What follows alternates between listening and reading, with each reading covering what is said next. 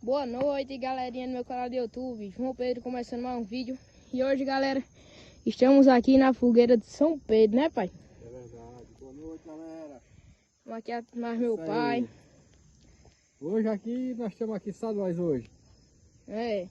São João tinha muita gente, graças a Deus. Mas hoje São Pedro tá só Nós. nós aqui.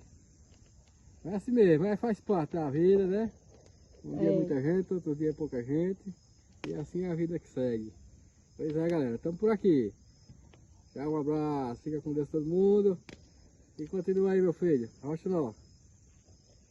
É isso, galera. Como vocês estão vendo aqui, nós estamos na fogueira de São Pedro. Na fogueira de São João, eu nem filmei, né? Eu acabei que nem filmei na fogueira de São João. Mas na de São Pedro eu tô filmando. Aí, galera. Mas vocês viram ainda um pouco do São João da gente, que eu coloquei lá no final do vídeo. E é isso. Estamos aqui, ó, meu pai. E vendo a fogueira queimar. Fogueira de São João. São João não, de São Pedro. A gente tá acendendo esses tempos e aí eu nem mostrei pra vocês acendendo. Aí, galera. Fogueira de São Pedro feita de agaroba. Aí, galera. A decoração de São João ainda tá ali, ó.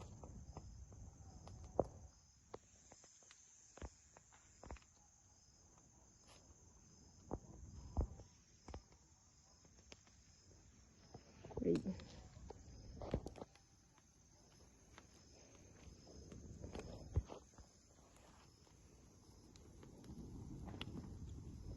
Na fogueira de São Pedro queimar.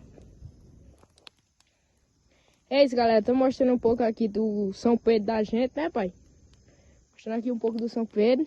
E é isso aí. O vídeo vai ficando por aqui. Espero que vocês tenham gostado. Se inscreva no canal. Deixe seu like, comente e compartilhe. E tchau, obrigado.